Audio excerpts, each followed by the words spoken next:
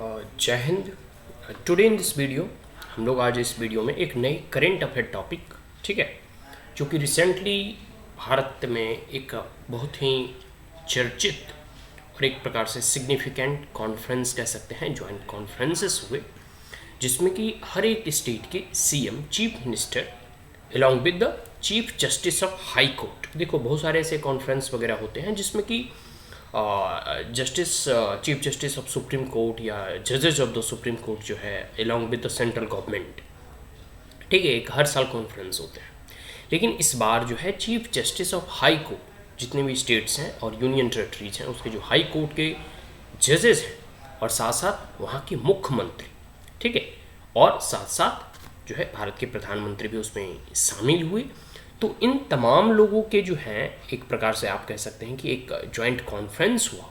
इसमें जो भारत की अभी स्थिति है, और वह भारत की स्थिति किस चीज़ को लेकर, न्याय व्यवस्था को लेकर, उसके बारे में गहन चर्चा हुआ, विचार विमर्श हुआ, और उससे क्या निष्कर्ष निकले, क्या निचोड़ निकले, तो हम PIB के माध्यम से, ministry of law and justice के वेबसाइट के माध्यम से हम यहाँ पर जो है एक समरी प्रोड्यूस करेंगे, ठीक है।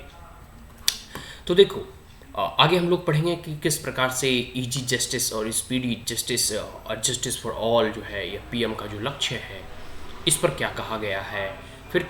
किस प्रकार से जो है तकनीक के माध्यम से न्याय व्यवस्था को और सरल बनाया जाए, इन तमाम चीज़ों पे भी बात कही गई है, ठीक है। इसे मैं थोड़ा इन्वर्स कर लेता हूँ। और आगे है promote local language in the courts. जो कोर्ट है, जो न्याय व्यवस्था है, अगर वह स्थानीय भाषाओं में अगर मतलब न्याय मिले तो जो लोकल पीपल होंगे वो उससे कनेक्टेड फील करेंगे और उन्हें यह मालूम चल पाएगा कि आखिर हमें क्या सज़ा सुनाया गया है या किस बेस पे हमें सज़ा सुनाया गया है, या जो भी प्रकरण उस केस से संबंधित होगा। और सबसे बड़ी बात है कि जो भी 3 विंग है, 3 ऑर्गन ऑफ द गवर्नमेंट होती है, लेजिस्लेटिव, एक्सिक्यूटिव एंड जुडिशियरी,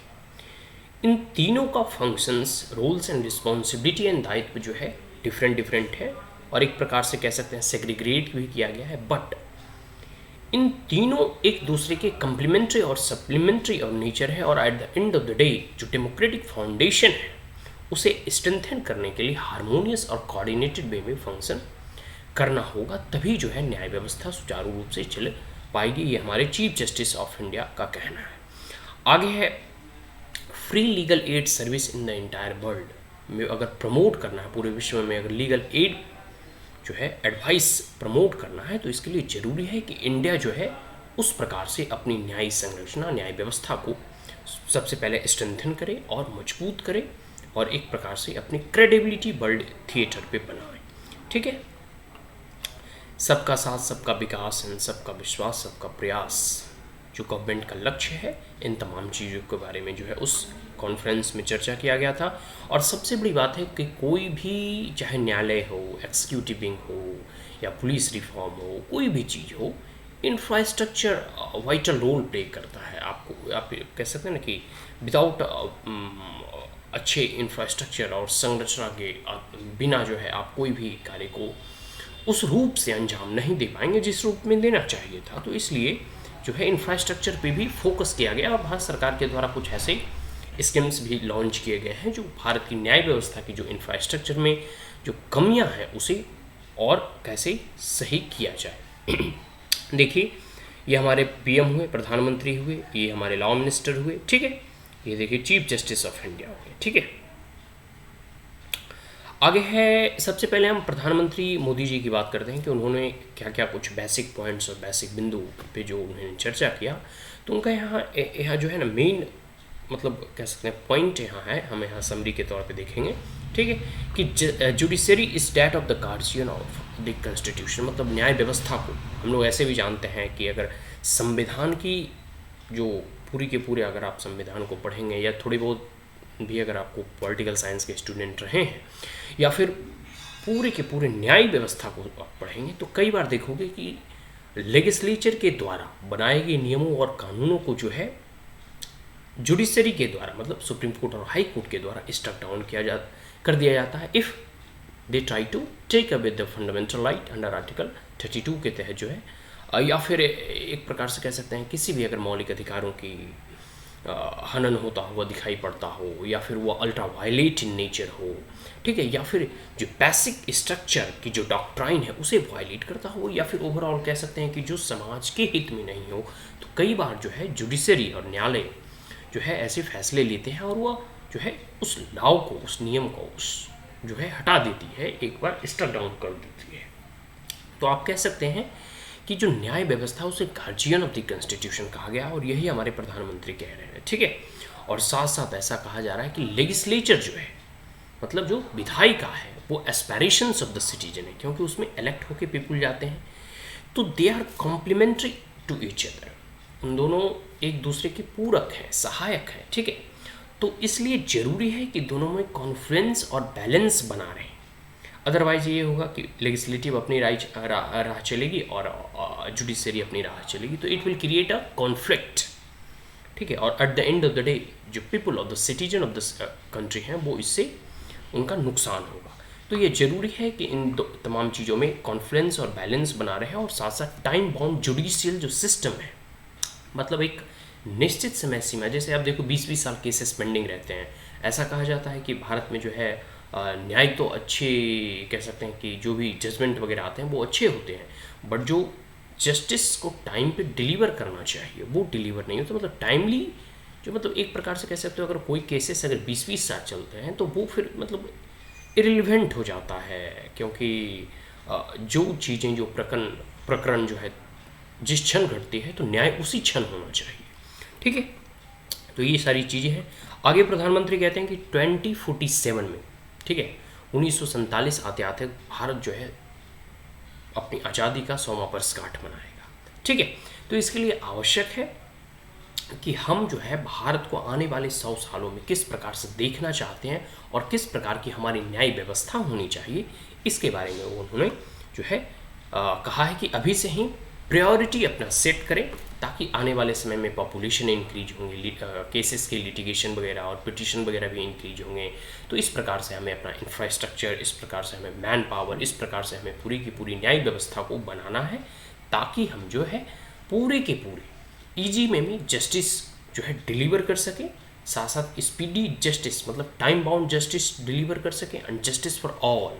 सभी लोगों को हम न्याय दे सकें, ठीक है। तो ये प्रधानमंत्री जी का लक्ष्य है, और उन्होंने अपने संबोधन में यह भी कहा था। और साथ साथ आगे वो कहते हैं कि reduce delay in justice delivery, ठीक है। जो जस्टिस हम डिलीवर करते हैं उसमें जो देरी है, कहा जाता है there were more than 4 crore cases were pending in, कह सकते हैं कि supreme court, high court and session court, ठीक है, and subordinate court, 4 crore and some cases, मतलब 4 करोड़ से भी अधिक केसेस पेंडिंग हैं। तो ये आवश्यक है कि जितना जल्दी हो सके हम जो केसेस पेंडिंग है वो तो हैं ही, लेकिन आने वाले भविष्य में हम ऐसी इंफ्रास्ट्रक्चर को डेवलप कर सकें, या पूरी की पूरी न्यायिक व्यवस्था की जो संरचना है उसमें जितनी भी वैकेंसीज वगैरह है, मैन पावर है, तकनीक का यूज करना है, डिजिटली हमें किस प्रकार से प्रमोट करना है, ई कोर्ट हो गया, आगे प्रधानमंत्री कहते हैं ब्लॉकचेन टेक्नोलॉजी हो गया, इलेक्ट्रॉनिक डिस्कवरी हो गया, cyber security and robotics, AI and biotics, ठीक है। And there were many international standards, मतलब जो भी डिफरेंट कंट्री में बहुत सारे ऐसे इंटरनेशनल स्टैंडर्ड्स जो यूज में लाए जा रहे हैं, ठीक है, हमें उन देशों से सीखना है। और जहाँ तक हो सके, ऐसा कहा जाता है ना कि delay in justice is denied in justice, अगर आप न्याय देने में देरी करते हैं तो वह न्याय ना देने के समान है। तो ये सारी चीज़ों को वो ध्यान आकर्षित कराते हैं, और ये तमाम जो चीज़ें हैं, ठीक है, तकनीक का किस प्रकार, जैसे देखो इस लॉकडाउन में कोर्ट्स वगैरह या फिर पूरी की पूरी चीज़ें बंद हो गई, क्योंकि कोर्ट में जाना पड़ता है, आना पड़ता है, तो उससे कांटेक्ट होता है। और इस कोविड-19 की वजह से एक नया चीज़ ईजाद हुआ, वह है वर्चुअल कोर्ट, मतलब ऑनलाइन के माध्यम से हम कोर्ट की प्रोसीडिंग्स, कई वीडियो जो है यूट्यूब वगैरह पे अवेलेबल है, आप देख सकते हैं किस प्रकार से जज हो गए, लॉयर्स हो गए, सब ऑनलाइन बहस करते हैं, ऑनलाइन ही न्याय सुनाया जाता है, फैसले सुनाए जाते हैं, ठीक है। तो ये सब सारी चीज़ें हैं जिससे कि टाइम बाउंड और जितने भी कह सकते हैं कि डिले होता है उससे हम निजात पा सकते हैं। फिर ब्लॉकचेन, इलेक्ट्रॉनिक डिस्कवरी हो गया, cyber security, robotics, AI, artificial intelligence, ठीक है, बायो एथिक्स, और बहुत सारे ऐसे चीज़ है जो है जिसके माध्यम से जो है इस केसेस के पेंडेंसी को रिड्यूस किया जाता है। आगे प्रधानमंत्री कहते हैं कि कितना अच्छा हो अगर यह हमारे न्याय जो है या जो पूरी की पूरी कानून व्यवस्था है, ठीक है, वो लोकल लैंग्वेज में मिलने लगे। जैसे जहाँ गुजरात में है तो गुजराती, राजस्थान में है तो राजस्थानी, फिर कह सकते हैं कि तमिलनाडु में है तो तमिल, कन्नड़ में है तो कर्नाटक में है, या फिर जहाँ भी कन्नड़ हो गया, असम में है असमी हो गया। तो और जहाँ जहाँ भी मतलब एक प्रकार से कह सकते हैं वहाँ की स्थानीय जो भाषाएं हैं उसमें अगर उसे न्याय मिलने लगे तो जो लोग होते हैं वो उसे कनेक्ट हो जाएंगे। उन्हें मतलब एक प्रकार से अभी अगर इंग्लिश में बोल दिया जाए और जो हिंदी या फिर जो पुअर पीपल हैं जो गांव से बिलोंग करते हैं, उन्हें क्योंकि पूरी की पूरी जो है कोर्ट की प्रोसीडिंग्स जो है इंग्लिश वगैरह में होती है, तो उन्हें वो समझ में नहीं आता कि जज साहब क्या बोल रहे हैं, या फिर हमारे जो बैरिस्टर हैं, हमारे जो वकील हैं, हमारे जो लॉयर हैं जो हमें रिप्रेजेंट कर रहे हैं या फिर जो हमारी तरफ से लड़ रहे हैं वो क्या बहस कर रहे हैं। तो ये सब सारी जो चीज़ें हैं जो अगर लोकल लैंग्वेज में हो तो peoples feel connected to the judicial process, और उसकी आस्था, उसका विश्वास जो है उस न्याय व्यवस्था पर और अधिक बढ़ जाएगा, क्योंकि वो चीज़ें, वो बातें वो सुनेंगे तो उन्हें समझ में भी आएगा। ठीक है, ये सारी चीज़ें हो गई, ये हमारे प्रधानमंत्री और ये chief justice of India NV Ramana. ठीक है, प्रधानमंत्री आगे जुडिशियल रिफॉर्म की बात करते हैं और वो कहते हैं कि जुडिशियल रिफॉर्म सिर्फ एक पॉलिसी मैटर का जो है चीज़ नहीं है, इसमें बहुत सारी चीज़ें हैं। ठीक है, और आगे वो एक बहुत ही इंपॉर्टेंट पॉइंट को छूते हैं, वो है ह्यूमन सेंसिटिविटीज़। उसमें वो कहते हैं कि कोई भी हम न्याय दें, ठीक है, न्याय देने का उद्देश्य क्या होता है? मानवता की रक्षा करना, ठीक है, मानव के मूल्यों का संरक्षण करना। तो ऐसा वो कहते हैं कि 3.5 लाख प्रिजनर्स जो है कंट्री में अंडर ट्रायल हैं और वो जेल में है, 3.5 लाख, और वो मूलतः गरीब और ऑर्डिनरी फैमिली से होते हैं, क्योंकि जो रिच पीपल होते हैं वो या तो एंटीपिटेस्ट्री, sorry I am unable to pronounce it, ठीक है, वो मतलब पूर्व ही जो है बेल जमानत की अर्जी दायर कर देते हैं और जमानत ले लेते हैं, या फिर केसेस सॉल्व होने के बाद, न्याय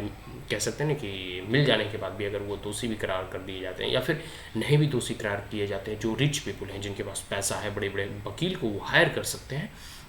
वो जो है मतलब ईजिली जो है बेल अपना ले लेते हैं। लेकिन जो पुअर पीपल है जिनके पास उतने पैसे नहीं हैं कि वो सुप्रीम कोर्ट के वकील को हायर कर सके, तो 3.5 मोर देन 3.5 लाख प्रिजनर्स जो हैं जेल में हैं, और छोटे मोटे ही कारणों से, बहुत बड़े बड़े कारणों से, मैं ऐसा नहीं कह रहा कि सारे के सारे हीनियस क्राइम करके ही जाते हैं। बहुत बार ऐसा होता है कि कई बार आप ऐसे इंसिडेंट को सुनते हैं कि 20 साल बाद पता चला कि वो तो व्यक्ति निर्दोष है, लेकिन उसका 20 साल तो जीवन, या 10 साल या 5 साल 8 साल जो है उसका जेल में चला जाता है। तो एक प्रकार से ऐसे पुअर एंड ऑर्डिनरी पीपल के केसेस को जल्दी से जल्दी निपटारा किया जाए, और अगर दोषी है तो उसे सजा मिले और निर्दोष है तो वो छूट जाए। मैटर यहाँ यही है। ठीक है, आगे है सबसे बड़ी मीडिएशन। मीडिएशन की सबसे बड़ी कह सकते हैं प्रधानमंत्री या प्रेजेंट गवर्नमेंट के द्वारा आप देखोगे कि मीडिएशन पे बहुत, जैसे लोक अदालतें वगैरह लगते हैं, जैसे दिल्ली वगैरह में आप जाओगे तो वहाँ लोक अदालत का भी फैसिलिटी है कि चलो भाई दो पक्षों में बीच में लड़ाई हो गया, जैसे होता है कभी कभी भाई के ही लोग होते हैं, अपने ही ब्रदर्स होते हैं, अपने ही रिलेटिव्स होते हैं, कोई प्रॉपर्टी विवाद को लेकर, या फिर अपने ही नेबर्स होते हैं, अपने ही पड़ोसी होते हैं, हो सकता है कुछ नाली को लेकर, दीवार को लेकर, कुछ छोटे मोटे ज़मीन को लेकर विवाद होता है, उस वक्त लड़ाई होती है, दोनों में केस हो जाते हैं, लेकिन साल 2 साल में फिर आपस में वो मिलते जुलते हैं, तो वो रिश्ते को सुधारना चाहते हैं, तो ऐसे मीडिएशन की व्यवस्था होनी चाहिए, ऐसी मध्यस्थता की व्यवस्था होनी चाहिए न्यायालय प्रक्रिया में भी, जिससे कि जो पेंडेंसी है केसेस की वो भी रिड्यूस होगी, और साथ साथ म्यूचुअल कंसेंट के द्वारा और म्यूचुअल पार्टिसिपेशन के द्वारा जो है केसेस को सॉर्ट आउट भी किया जाएगा। तो इससे न्याय व्यवस्था पे भी जो कह सकते हैं कि जो एक प्रकार से कह सकते हैं ना कि न्याय व्यवस्था पे जो इतना लोड है, बर्डन है, वो भी रिड्यूस होगा। ठीक है, और साथ साथ जो मीडिएशन की कैपेसिटी डेवलप होगी भारत में, ठीक है, जिसमें कि पूरे के पूरे भारत वर्ष में कह सकते हैं एक समय के बाद, एक अंतराल के बाद जो हमारा रिच लीगल एक्सपर्टीज जो है वो उभर कर आएंगे, जो कि पूरे के पूरे वैश्विक लीडरशिप का रोल प्ले करेंगे, और भविष्य में कहीं भी किसी भी देश में, या फिर देखते हो सिंगापुर वगैरह वहाँ मीडिएशन सेंटर वगैरह जो है, मध्यस्थता आर्बिट्रेशन सेंटर वगैरह बनते हैं, तो आर्बिट्रेशन हो गया या मीडिएशन हो गया, इन तमाम चीज़ों की बहुत महत्ता है। ठीक है, और PM स्पीच तो खैर इसमें है, उसे हमें पढ़ने की आवश्यकता नहीं है, हमें short and sweet summary provide करा रहे हैं। आगे है, हम लोग देखेंगे कि जो हमारे चीफ जस्टिस ऑफ इंडिया है, ठीक है, NV रमन्ना, उन्होंने कुछ कहा है, उनके बारे में जानते हैं कि जैसे हमारे पास रिच एक्सपीरियंस है, नॉलेज है, विस्डम है पब्लिक लाइफ को लेकर, ठीक है, और आगे वो कहते हैं कि सुप्रीम जो हमारा सबसे भारत में सबसे सुप्रीम कौन है, वो है कॉन्स्टिट्यूशन, भारत का संविधान, because Indian constitution is written in nature. ठीक है, तो हमारा जो है संविधान में जो है सेपरेशन ऑफ पावर है, मतलब तीनों ऑर्गन को क्लियरली डिफाइन किया गया है कि न्याय व्यवस्था और जुडिशरी का क्या हक होगा, ठीक उसी प्रकार लेजिस्लेटिव विंग का क्या मतलब रोल होगा, और एक्सिक्यूटिव विंग का किस प्रकार से rules and powers and responsibilities होंगे। ठीक है, तो इन तमाम चीज़ों को इसलिए किया गया है ताकि यह पूरी के पूरे डेमोक्रेटिक जो प्रोसेस है, जो फाउंडेशन है, उसे स्ट्रेंथन करे। ठीक है, तो ये सारी चीज़ें हो गई, और साथ साथ भले ही सेपरेशन ऑफ पावर है, बट तीनों को सामंजस्यपूर्ण, हारमोनियस एंड कोऑर्डिनेटेड वे में कार्य करना होगा, तभी जो है वो eight the end of the day जो पीपल ऑफ दिस नेशन है, जो कंट्री है, वो इससे लाभान्वित हो सकेंगे। ठीक है, ये चीफ जस्टिस ऑफ इंडिया है। ठीक है, आगे उन्होंने कहा है कि introspect and come template solutions, और ये कॉन्फ्रेंस के बारे में बोलते हैं कि ऐसा कॉन्फ्रेंस जो है पूरे के पूरे इंट्रोस्पेक्ट, अपने आप को आत्म मंथन करने की आवश्यकता है, या जांचने की या चिंतन करने की आवश्यकता है इस कॉन्फ्रेंस में कि किस प्रकार से हम अपनी न्याय व्यवस्था को सुदृढ़ करें, किस प्रकार से जो है जस्टिस डिलीवरी सिस्टम का इंडियनाइजेशन करें। देखो, कई बार ऐसे आप जुडिशरी में टर्म को पढ़ते हैं तो उसमें पढ़ते हैं हमारे मुखबिर, तो बहुत सारे ऐसे टर्म हैं जो पर्शियन लैंग्वेज का है, बहुत सारे ऐसे टर्म हैं जो कि ब्रिटिश या ग्रीक तो मतलब टर्म यूज होते हैं। तो अब किस प्रकार से उसका भारतीयकरण किया जाए, इस पर जोर दिया गया है। ठीक है, और साथ साथ एसेसिबिलिटी भी बढ़ाई जाए, आम लोगों तक उसकी पहुंच हो, sensibility of the Indian population भी बढ़ाया जाए, इंक्लूसिबिलिटी भी बढ़ाया जाए, सभी लोगों को समाहित किया जाए। ऐसा नहीं है कि जो रिच पीपल हैं वही सिर्फ इसमें पहुंच पा सकें। ठीक है, आगे है प्रोवाइडिंग एक्सेस टू जस्टिस, और न्याय को सभी लोगों तक इसकी एसेसिबिलिटी हो। ठीक है, आगे है रिमूवल ऑफ लैंग्वेज बैरियर्स, जो लैंग्वेज के बैरियर्स है इसे रिमूव करना है। Reform in practice and procedures, जो प्रैक्टिस एंड प्रोसीड्यूर्स हैं इसमें रिफॉर्म करना है। डेवलपमेंट ऑफ इंफ्रास्ट्रक्चर, और जो इंफ्रास्ट्रक्चर का डेवलपमेंट है उसे करना है। And filling of the vacancies, और जो खाली वैकेंसीज हैं उसे फिल करना है। ठीक है, तो access to justice simply providing lawyers best free legal aid service in the entire world. ठीक है, आने वाले समय में जब लॉयर वगैरह और एक्सपर्टीज़ भारत में बढ़ जाएंगे तो वो पूरे के पूरे विश्व में भी फ्री लीगल एड जो है प्रोवाइड करा सकते हैं। आगे श्री किरेन रिजिजू कहते हैं, जो हमारे कह सकते हैं यूनियन मिनिस्टर फॉर लॉ है, इनका कहना है कि जस्टिस को जो है टाइमली डिलीवर करना चाहिए, वो अफोर्डेबल होना चाहिए, एंड क्वालिटी जस्टिस होना चाहिए। Is that clear? And the Mantra of the present government is सबका साथ, सबका विकास, सबका विश्वास एंड सबका प्रयास। ठीक, और ये जो कॉन्फ्रेंसेस हैं वो constructive dialogue between the government and the judiciary. Centrally sponsored scheme के बारे में भी उन्होंने कुछ बताया है, जिसमें कि किस प्रकार से न्याय व्यवस्था के इंफ्रास्ट्रक्चर के डेवलपमेंट और उसके इंफ्रास्ट्रक्चर फैसिलिटी को एक प्रकार से कह सकते हैं बढ़ाने के लिए कुछ बातें की गई है, जिसमें ऐसा कहा गया है कि जो बजट का प्रावधान है वो 9,000 करोड़ जो है इंक्लूड किया गया है, जिसमें कि सेंट्रल सेक्टर की तरफ से प्रोवाइड किया जाएगा। ये हमारे लॉ मिनिस्टर हैं। ठीक है, और साथ साथ e court integrated mission mode project पे कार्य कर रहे हैं, और आगे है कि कंप्यूटराइज्ड की भी व्यवस्था की गई है ताकि स्पीडी जो है सारा कार्य हो सके। ठीक है, और common man through E filing of cases, common people भी जो है वो ई फाइलिंग मतलब कंप्यूटर के थ्रू, इलेक्ट्रॉनिक माध्यम के थ्रू अपने केसेस को फाइल कर सकते हैं। वीडियो कॉन्फ्रेंस के जरिए जो है केसेस को सुना जा रहा है। ठीक है, वर्चुअल कोर्ट के माध्यम से, वर्चुअल हियरिंग के माध्यम से। ठीक है, और आगे है नेशनल जुडिशियल डाटा ग्रिड की बात कही गई है। ठीक है, and lawyers and litigants can access status information over the 20.23 crore cases, और जो एक ही बटन पे, एक ही क्लिक पे नेशनल जुडिशियल डाटा ग्रिड बनाया जाए। ग्रिड मतलब होता है पूरे के पूरे भारत में जहाँ जहाँ जैसे हाई कोर्ट है, सबऑर्डिनेट कोर्ट है, सबको एक दूसरे जगह से लिंक किया जाएगा, और 20.23 करोड़ केसेस अब तक जो हैं, और 17.2 करोड़ ऑर्डर्स और जजमेंट जो न्याय व्यवस्था या फिर न्यायालय और जुडिशरी के द्वारा प्रोवाइड किए गए, मतलब जज के द्वारा दिए गए हैं, वो सब केसेस अब कंप्यूटर के माध्यम से इंटरलिंक्ड होगा। तो कभी भी जब मतलब प्रोसीडिंग्स वगैरह होता है तो देखते हो लॉयर वगैरह जो है पिछले केसेस का हवाला देते हैं, जैसे इंदिरा साहनी केस हो गया। ठीक है, बहुत सारे ऐसे जजमेंट जो पॉपुलर जजमेंट हैं, केशवानंद भारती जजमेंट हो गया, बहुत सारे ऐसे पॉपुलर जजमेंट हैं। ठीक है, तो उन जजमेंट का हवाला देते हैं, तो प्रीवियस जितने भी केसेस हैं, ऑर्डर्स हैं, ठीक है, और जजमेंट है, उनका अगर एक बार एक जगह एक कह सकते हैं बटन के क्लिक पे अवेलेबल होगा, तो जो केसेस के एक प्रकार से कह सकते हैं ना कि जब हियरिंग वगैरह होती है तो उसको जब कोट किया जाता है, तो इसमें जो जज होते हैं वो भी रेफरेंस लेते हैं और उनसे वो उन्हें सीखने को भी मिलता है। जो स्टूडेंट वगैरह कॉलेज में पढ़ते हैं उन्हें भी सीखने को मिलता है। जो बैरिस्टर लॉयर्स वगैरह होते हैं उससे भी उन्हें भी ये उनके लिए बहुत बेनिफिट होता है, ठीक है। तो वर्चुअल कोर्ट की बात कही गई है, जिसमें ऐसा बताया गया है कि 17 वर्चुअल कोर्ट जो है अभी फंक्शन कर रहे हैं। ऑनलाइन फाइन्स है, ऑनलाइन फाइन्स है ट्रैफिक ऑफेंसेस के लिए जो है, मतलब और ट्रैफिक ऑफेंस जब भी होगा ना तो आपको ऑनलाइन ही फाइन पे करना होता है। तो मतलब बाइक वगैरह मतलब आप रेड लाइट क्रॉस कर जाते हैं, अदरवाइज आपने कुछ नहीं भी मतलब अदर भी मतलब वायलेशन वगैरह किया हो ट्रैफिक रूल्स एंड रेगुलेशन का, देन यू हैव टू पे इट ऑनलाइन, आपको फाइन ऑनलाइन पे करना होगा। तो बहुत सारे जो है इन्वॉल्व फ्रंटली और पेपरलेस कार्य किए जा रहे हैं स्पीडी रिसोल्यूशन के लिए। And commercial court act of 2015 लाया गया है, जिसमें कि डेडिकेटेड कमर्शियल कोर्ट की स्थापना की गई है, ठीक है। 500 कमर्शियल डिस्प्यूट्स आर पेंडिंग, जिसमें कि जैसे 500 जो है कमर्शियल केसेस पेंडिंग है भारत में। तो आगे है कि एक भारत सरकार ने NALSA के साथ भारत जो है एग्रीमेंट किया है, ठीक है, expansion of tele law service, जिसमें कि ईच एंड एवरी डिस्ट्रिक्ट जो है भारत के मतलब हर एक राज्य के हर एक जिले को जो है पूरे के पूरे इस कानून और टेली लॉ सर्विस के माध्यम से कनेक्ट किया जाएगा, ठीक है, ताकि पूरे के पूरे आम जनमानस तक इस न्याय व्यवस्था का जो है एक प्रकार से पहुंच हो सके, एसेसिबिलिटी हो सके, इंक्लूसिविटी हो सके, ह्यूमन सेंट्रिक अप्रोच के माध्यम से, जिस प्रकार से प्रधानमंत्री ने कहा कि हमें केसेस को सॉर्ट आउट करना चाहिए। तो ये एक अच्छी दिशा में उठाया गया महत्वपूर्ण और इम्पॉर्टेंट जो है यहाँ यह है कि यह जो है इम्पॉर्टेंट टॉपिक है GS2 के लिए, ठीक है। So that's all. Thank you. And if you are the first time on my channel, then like it, share it, as well as subscribe it. Thank you once again. Have a great day.